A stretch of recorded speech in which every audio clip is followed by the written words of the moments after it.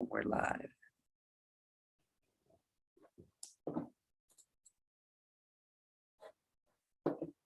Hello, everyone. This is Sergio Morero. We're here with another episode of RBL1 Live. We have an amazing founder today, disrupting in the investing space, co-founder of Syndicate, Ian Lee, who is also co-founder of IDEO Collab Ventures. So thanks again for joining us today, Ian. Yeah, really excited to be here. Thanks for having me. Yeah, of course. Just to share a little bit about Ian's background, he is a graduate of University of California, Los Angeles, also got his MBA at UC Berkeley, was previous head of crypto at Citi and taught as faculty at University of California, Berkeley. He co-founded IDEO Collab Ventures, which is a venture capital firm and builder, backing early stage innovation in the crypto space, and most recently has decided to start his own venture called Syndicate that is really laying the foundation in the Web3 crypto space and particularly in investing. So if you would share with the audience a little bit on what is Syndicate. Yeah, so Syndicate is utilizing Web3 and blockchain and crypto technologies to revolutionize the world of investing. And what does that mean? Well, my experience, I've been in, VC and investing for about over 8 years. And in being in that industry, I've come to intimately understand kind of the operations, the workings, the opportunities, and also the incredible challenges and inefficiencies with that industry. And what I saw a number of years ago when I started and launched IDEO Collab Ventures and spun that out of IDEO, which I'm still a part of, going through that process was, an effort, to say the least. If anyone here on this live stream has ever started a venture capital fund or investment fund, I mean, it's a lot of work.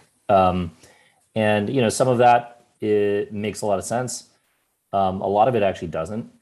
And also kind of in tandem, having been in the crypto and Web3 industry for that same amount of time, over 8 years, I started realizing that you could actually reimagine a lot of the systems of investing using these decentralized technologies.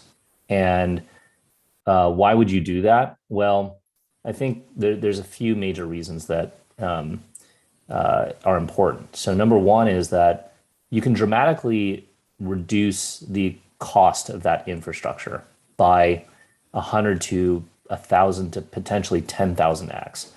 And so that in itself is pretty compelling. You look at some of these processes and capabilities and services, like, for example, fund administration, very expensive, very archaic, and just like dinosaur technology. And you have to wonder, like, is that the best we can do? You can replace that and completely obviate that using Web3 technology. And so that's just a small but big example of where these Web3 technologies can make a profound impact in terms of efficiencies.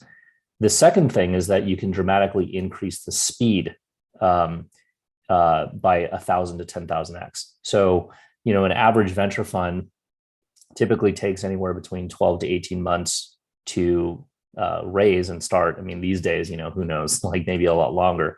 But that's kind of like the typical amount of time. It took us about that amount of time to raise our first fund. Obviously, the second and third were a lot faster, but that's a lot of time and human effort, right? And what is the impact of that? Well, again, some of that friction actually is a good thing, but a lot of that friction actually reduces the barriers to, it increases the barriers to entry, and it reduces kind of the diversity and also volume of types of things that can even become investors, right?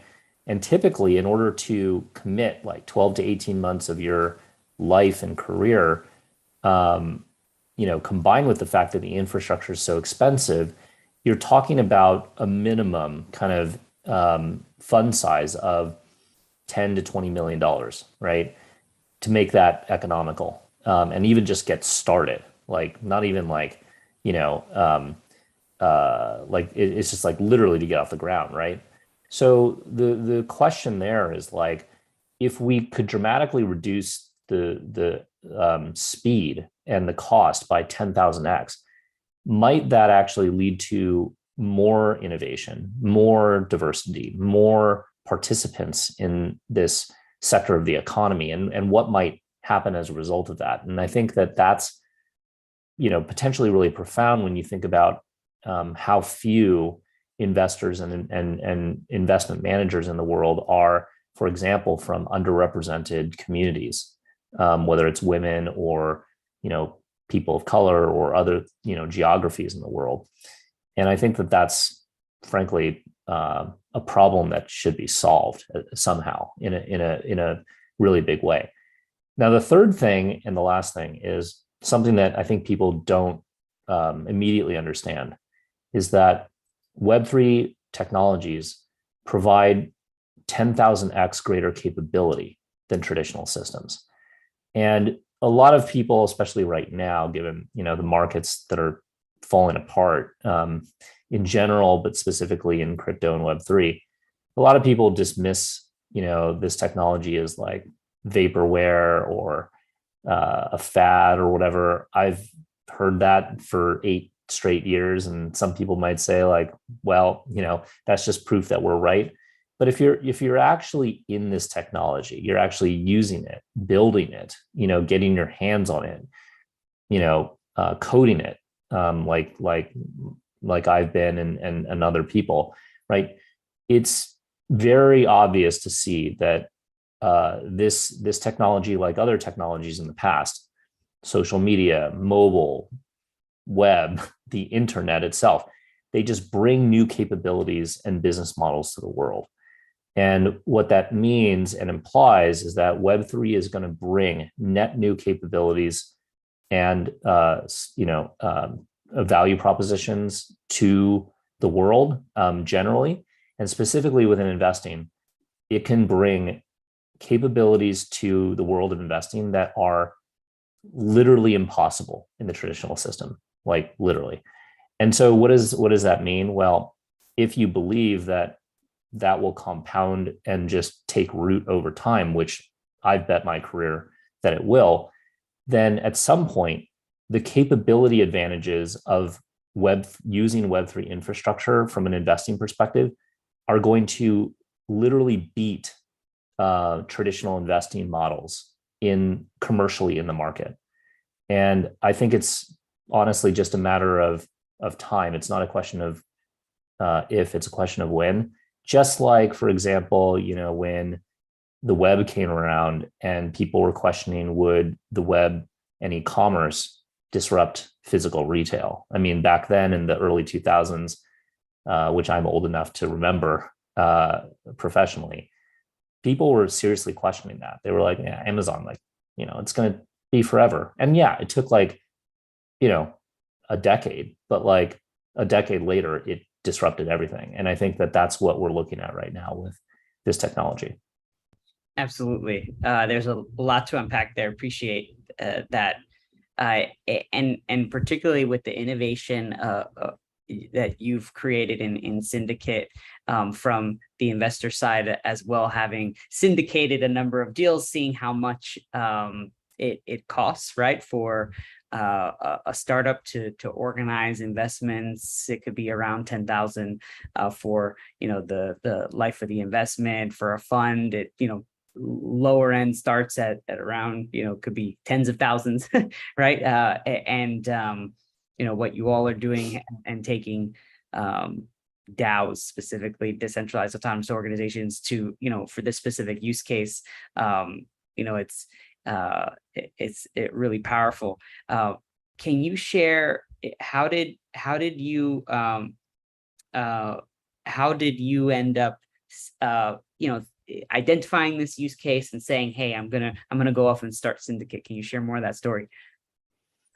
Yeah, I mean, I guess just to um, go into more detail in terms of I mean, the high level is the same, but like in 2017, um, I've been in crypto since 2014 when it was just Bitcoin, and in 2017 there was this interesting trend that came around called ICOs. Now, people who probably, I mean, even who weren't in that industry probably know of that term and think of that term in a certain way, right? Not a positive one. And it led to actually the previous bear market in crypto in 2018, where asset prices were dramatically inflated in crypto, and then they came crashing down.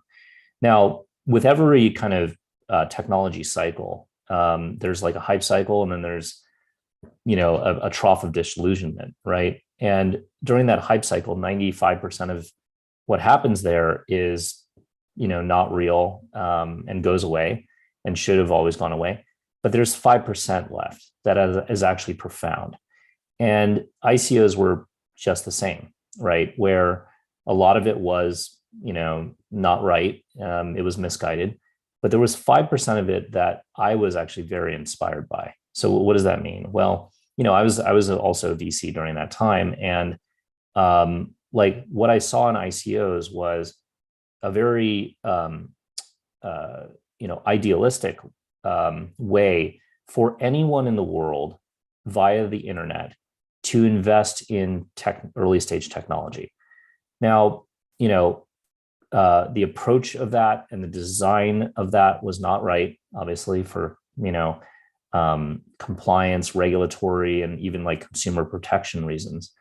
But if you don't miss the forest through the trees, that was actually really important in terms of sort of saying and showing that this is possible, that like it actually is possible and should be possible for people to be able to invest in the most important technologies in the world at earlier stages, as opposed to just when a company goes IPO. Especially these days, and for the last number of decades, where more and more value that is being created and captured in the world is happening in private markets, right? With startups going later and later stage, staying private longer and longer, and only going IPO after a lot of the juice, if you will, has been taken out by private market investors. That's not okay. It's just not. And it's not sustainable. So what ICOs presented was like, hey, this radical kind of way to do that. Now, again, that design was I think too idealistic, actually, and it was too kind of naive in terms of like how that should actually be implemented at scale in the world. But what that seeded in my mind back in 2017 was, hey, is there a different way to do this? And I sat on that. I worked on that with my co-founder, who I met in 2018. His name's Will, on a variety of different things. And what we found was basically an architecture and an approach for how that same that end result, or that job, if you will, could be designed in a different way. And our implementation of that, as you mentioned, was taking this technology construct called DAOs, decentralized autonomous organizations, that were actually invented or conceived in 2016 in the blockchain and Web3 space, and apply that specifically to the world of investing. Because what DAOs are is it's a Web3 technology that coordinates human beings and financial capital on the internet natively. And what that could be applied for are a lot of different things, from general kind of corporate organizational structures, the creator economy, digital media, things like that. But it can also be powerfully applied to the world of investing, because investing is literally just human beings and money working together, right? And so what does that look like? Well, as I mentioned earlier, it takes 12 to 18 months to start a venture fund, and anywhere between $60 to $100,000 to create one here in the US, and maybe set up like a feeder fund in the BVI, Cayman, or somewhere else offshore. Using our infrastructure, this is not one-to-one because we're not focused on venture funds currently, but to create an investing DAO with a number of people using Syndicate's infrastructure, you can literally create it in less than 30 seconds, run it completely with no backend for less than $100 in gas on Ethereum. And when we deploy to what's called layer twos, like Polygon and Optimism and Arbitrum and some of these others, our tests are showing that it would literally take about less than 30 seconds and less than a penny to deploy an investing DAO. So like literally you could, the applications on top of that, are implemented today in the form of what we call investment clubs, but we could redesign that to support venture funds and other kind of institutional structures that would similarly be able to be created in 30 seconds with no backend in less than a penny. And when you have that degree of transformation, you're looking at something that is just not like the traditional system. It is so fundamentally disruptive that it's going to lead to entirely new industries as a result. Absolutely. I think I'm glad you brought up ICOs, and I remember during that time there were a lot of pump and dump, or there was a lot of idealism, but also on the other, just a dramatic evidence and representation. People want to invest directly into ventures, period, right? And then when you enable technology to support that, the people come. So it's and excited to see how this or it's more of when, right? It's applied to more of early stage venture.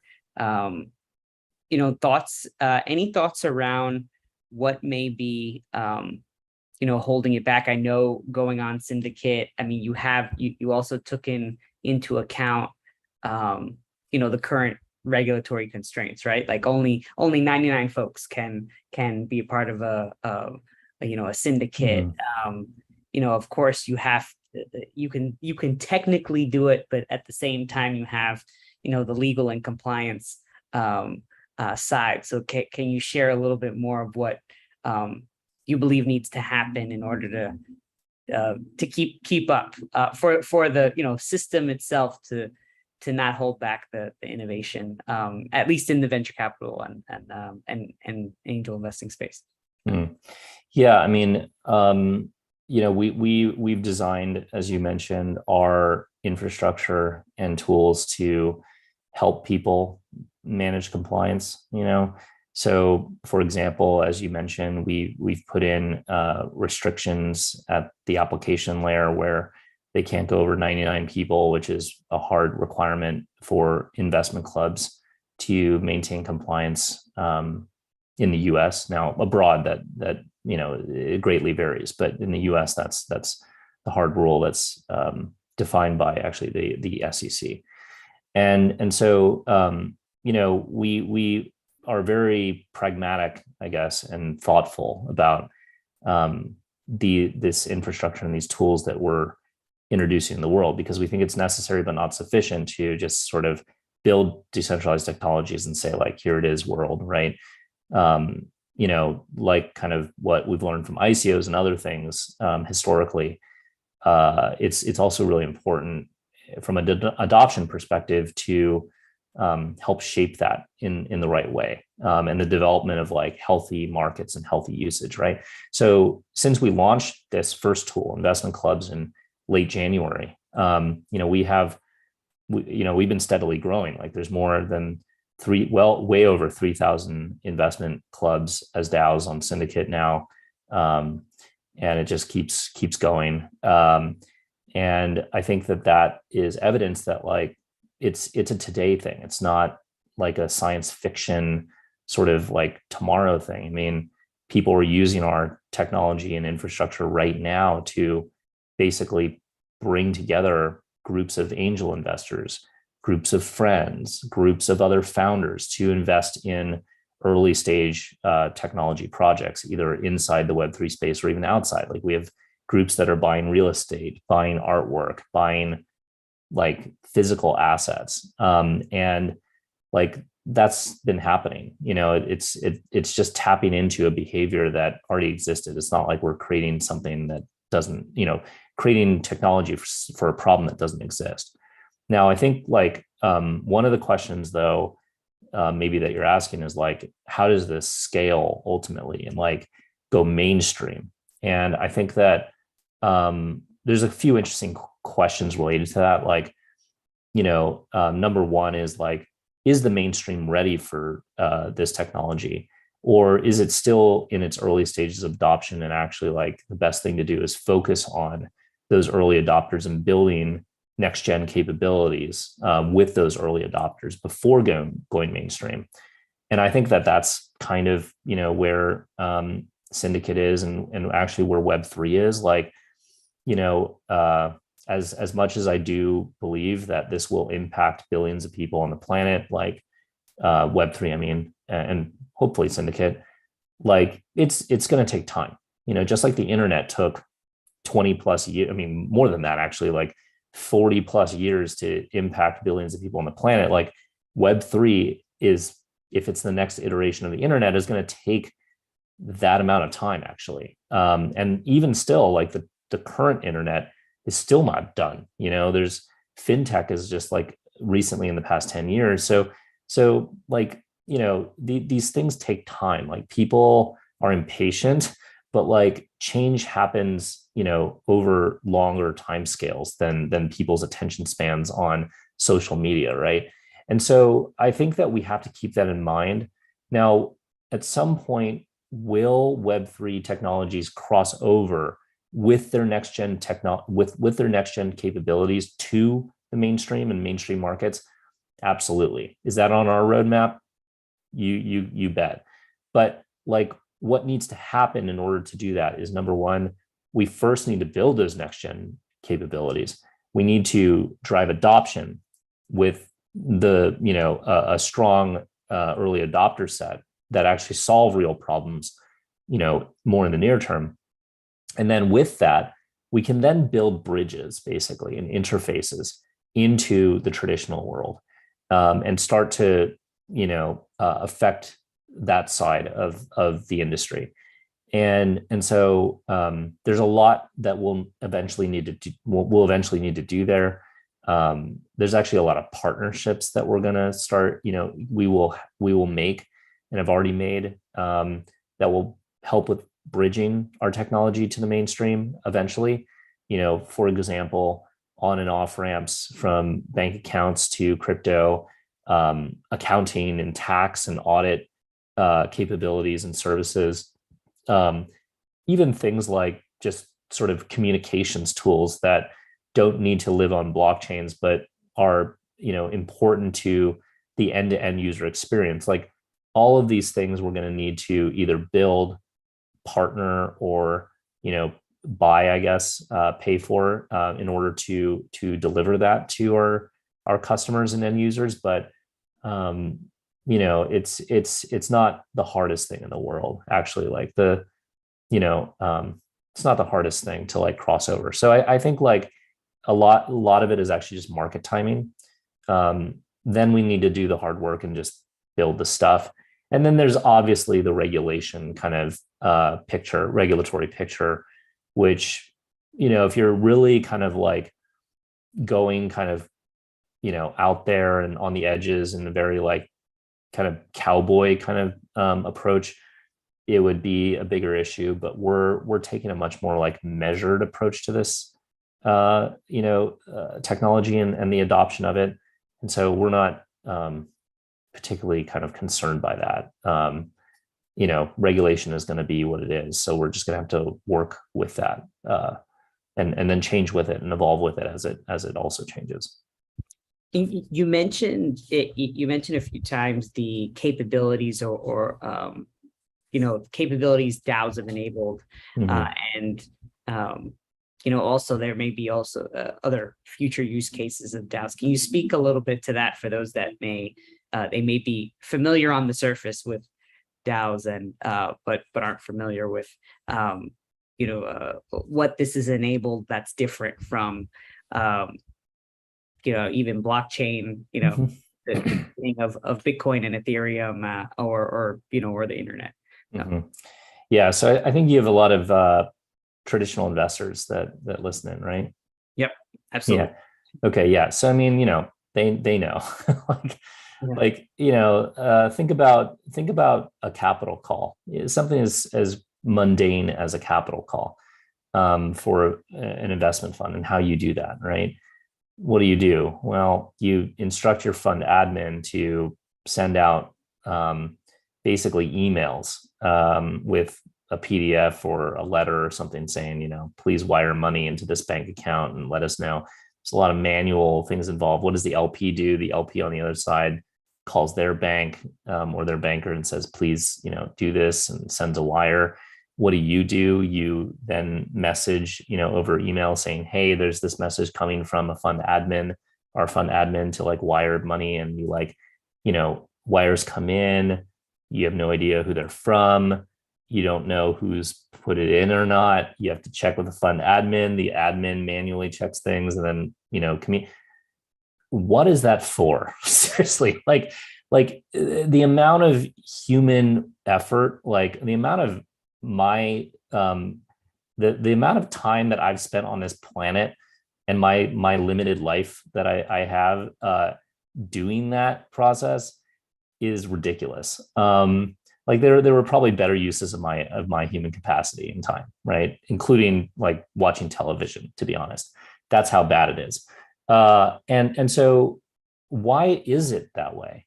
Well, with crypto technology, right, with Web3 technology, you can spin up a DAO, message people once, give them a link, and say, here's the DAO, please contribute to it. People connect their wallet, instantly send money in using, let's say, the Ethereum network or whatever. It comes in. Our technology, our smart contracts, and the DAO automatically tracks that information. It shows who it's from. You're able to actually add metadata to say, oh, this person added it. It keeps all of that stuff completely tracked, what we call on-chain, on the blockchain. So it's immutable. It's just there, and it's basically real-time accounting in a way, and real-time fund admin.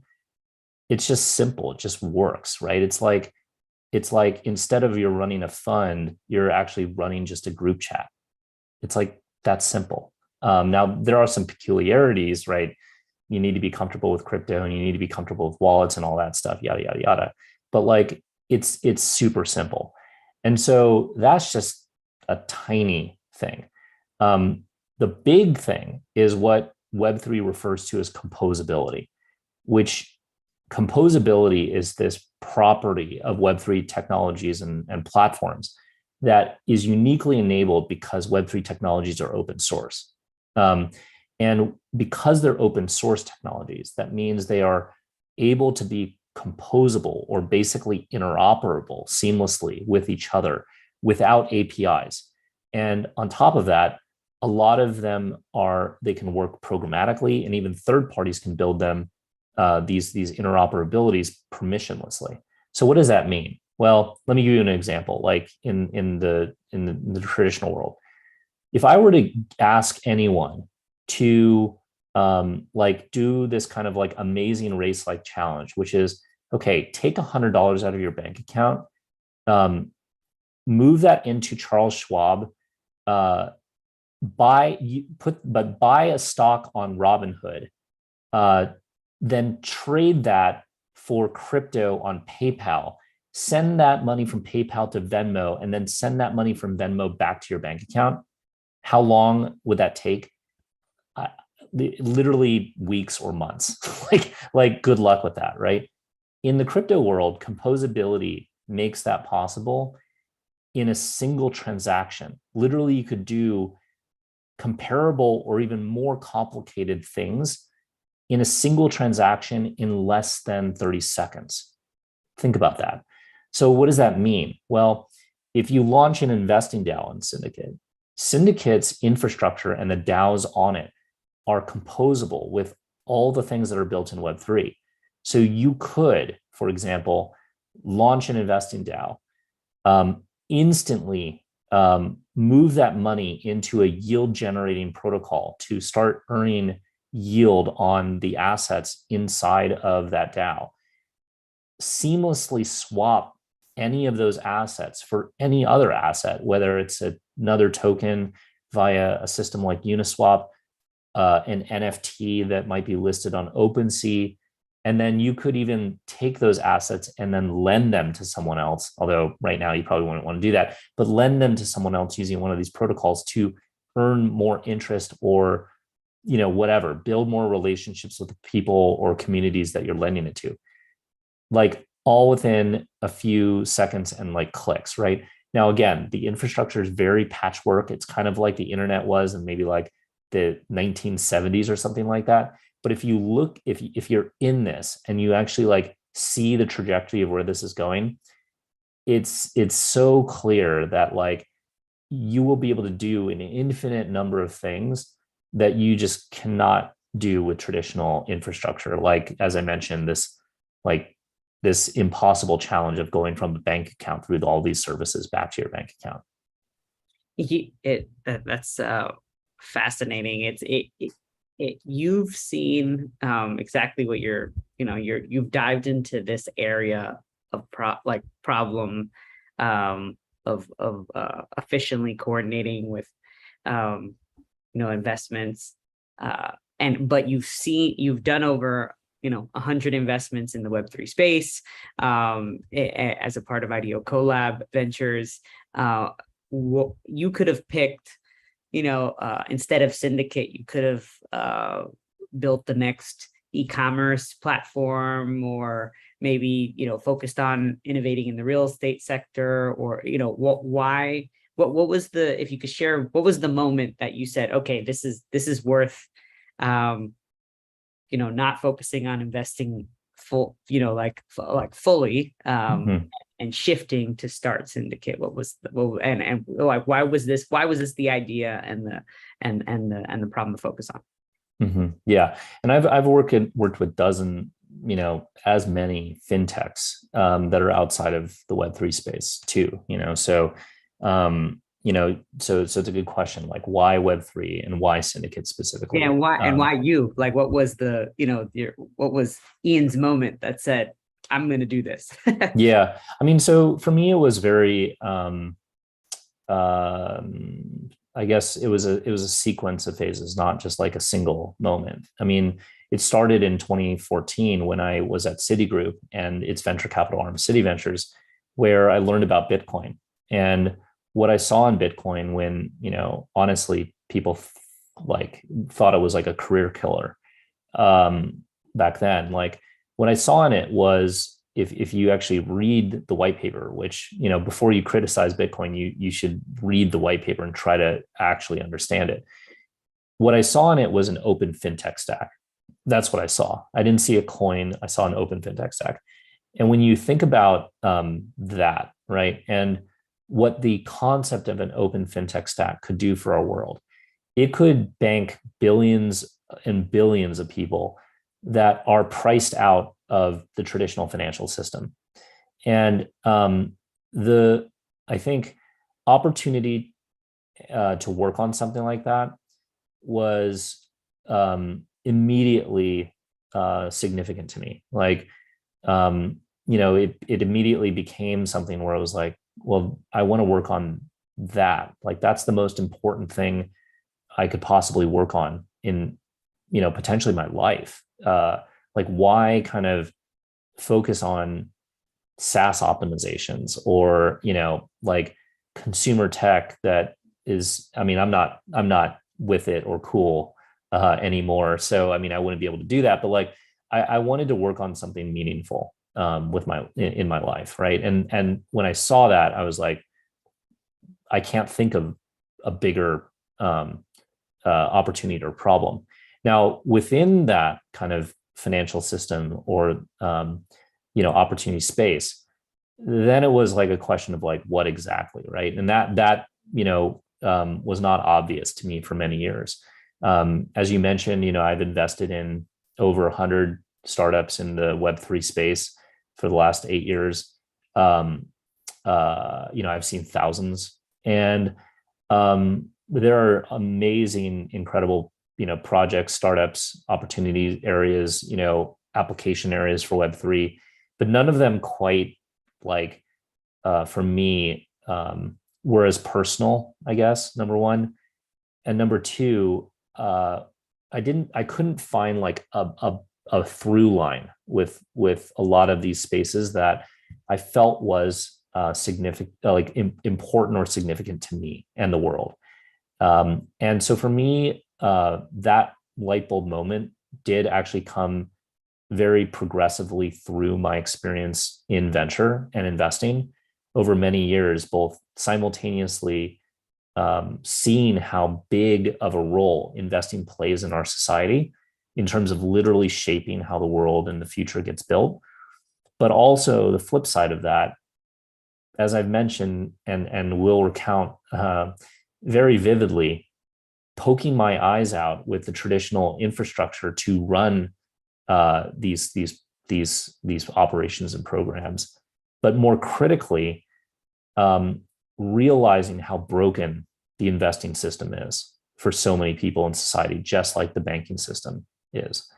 And what I mean by that is that because of all these challenges and because of the cost and the complexity and the lack of accessibility around this infrastructure and how just expensive it is, it's blocking massive amounts of society out of the system.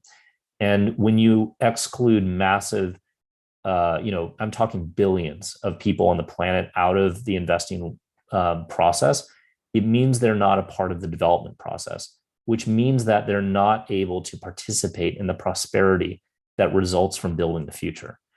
And if we as a society are, going to stand any chance at making things a little bit more equitable for, each other at scale, and not like rip ourselves apart through, what seems to be just like sort of a inevitable amount of inequality, then we have to do something. And it can't be incremental. It has to be approached through radical, more democratic, more transformational approaches and technologies. And when I realized that Web3 could do that and DAOs could do that for investing, it became immediately clear that this was the thing that I should dedicate my career to. So that's when I, once I found it with my co-founder, we took the jump and haven't looked back since. Awesome. Well, I think that is a perfect note to end on, Ian. Super inspiring, and do see the impact in the space, especially lowering the barriers to make it more diverse. But for those that may have just tuned in, this is Ian Lee, co-founder of Syndicate. To connect with Syndicate, the link is in the live stream notes, syndicate.io. And thank you for joining us today, Ian. Appreciate your time. Yeah, thanks so